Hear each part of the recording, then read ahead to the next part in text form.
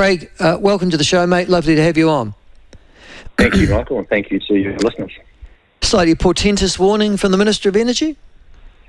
Well, I think it's a marvellous surname for the Energy Minister, isn't it? Simon Watts. I think he's in the right portfolio. It's a serendipity, perhaps. Very good. Yes. The next 150 days, of course, 5 months to the end of July, and he's talking about short-term issues and principle, I suspect, how the gentailers are thinking about backup to hydro and sun and wind, and that principally focuses on the alternatives that are left, which is gas and coal, and in particular in this case what they're going to do to extend the life of Huntly to ensure it's there as a backup, which means more Indonesian coal if we don't use our own local coal, but it is an important backup to the system. It is fragile without Huntly. So that's the next 150 days I think he's referring to. But in the background, you're probably aware, as your listeners will be aware, the government's appointed Frontier Economics and a local firm to look at the performance of the electricity market in response to last August, which is focused on is there timely investment going on, what are the incentives for investment in the electricity industry, are the outcomes efficient that we've got today and in the future, is competition effective, we've got good competition to drive innovation and price benefits for customers, is the regulation effective when there's no competition, and is the regulation occurring in a predictable or proportionate way. So that report is due by the end of June, July as well. So quite a bit happening for the Minister to get on top of. Just so you're aware, today the spot price for wholesale electricity is $300. When I spoke to you last about this in the new year or late last year, it was at $5 a gigawatt hour. So it moves around a lot depending on half-price spot movements.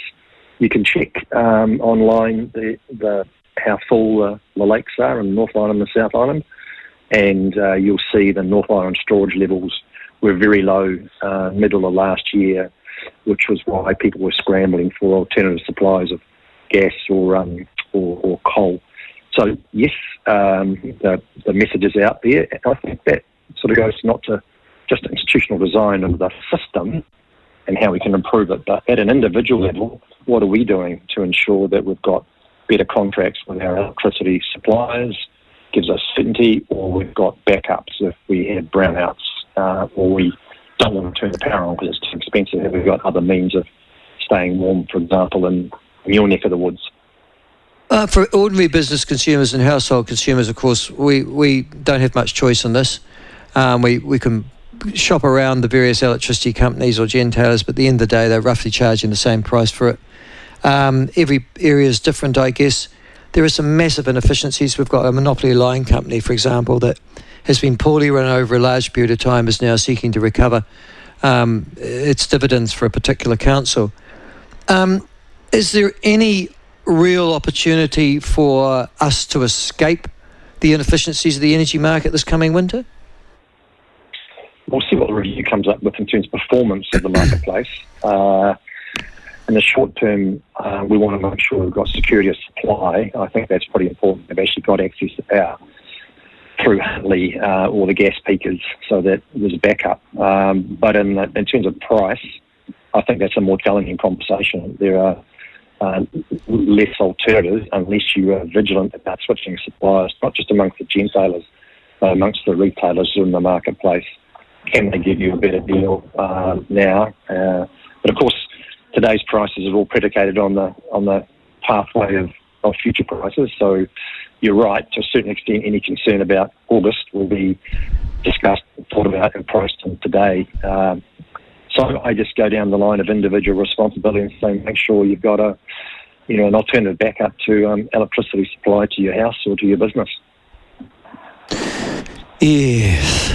Well, that's easier said than done. And at its extreme, and having experienced the brownouts in Auckland in the late 1990s, having access to a diesel generator isn't a bad idea, whether you own a small one or you've got access via a rental agreement of some kind. It just makes sense, particularly for businesses that need to be on stream the whole time. So I'd be thinking about contingencies all the time. You're in the renewable energy area, particularly in wind farms and things like that. I see in Northland, and I'm interested in this, you've probably seen it as well, and I'm sorry, I didn't warn you I was going to talk to you about this, but there's a Northland wind farm that's about to begin construction. Mercury Energy are building it. Kaiwakawi wind farm on the west coast north of Dargaville. But they've got a wind turbine now that's 206 metres tall, taller than any office or apartment building in New Zealand. Is that the future we're looking at? Yes, it is. Yes, it is. In our own particular repowering project behind Palmerston North, it's a JV between New Zealand Wind Farms that I'm chairman of and Meridian. We'll be replacing smaller two-blade, older technology turbines in our project for much larger three-bladers that are much more efficient. So effectively, the output of the wind farm changes 7 times. There's less of them, but they're just more efficient. They turn in much lighter conditions and they have much better output. So that is the future. Less numbers, but much taller and much more efficient. I mean, I guess the other thing is that a lot of people go, oh God, wind farms, because they despoil the countryside, the aesthetics of it all. Is that argument moot now? Well, I think it depends on where the turbines sit. If they're on land that is leased by a farmer who's got cows or cattle or goats underneath, and they receive an income for that, I think they're very happy. It doesn't disturb the stock, does it? So it is a question around location that is adjacent to the grid, if it's possible, or access to lines companies that can upgrade to get to the kind of customers that wind farm services.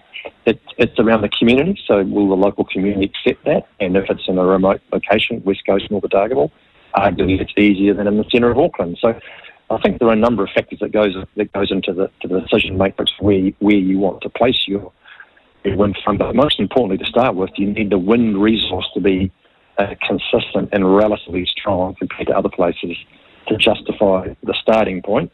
And you go down access to the grid, and then you go down, well, how do I work with my community to make sure that everyone's happy that I can put these things up on a landscape adjacent to them? Okay, great. The other thing is, on that, I've also noticed a large number of solar farms getting approval now, or in their planning as well. Frankly, to be honest with you, there are large parts of wasteland New Zealand I would have thought a solar farm can go on quite nicely, thank you very much. What's the objection to them? I'm not sure relative to other sources of renewable, and I'm talking hydro here as well. Is there a relative preference for wind turbines and solar over damming rivers with hydro? I mean, if you have that relative conversation, I think you get a different answer than solar farm or no solar farm. The difference between wind and solar is pretty obvious in terms of the conditions you need to drive them. Solar panels are becoming cheaper thanks to the Chinese technology. Costs are coming down. They're obviously closer to the ground, and in some cases they need to tilt as the sun moves through its arc during the course of the day.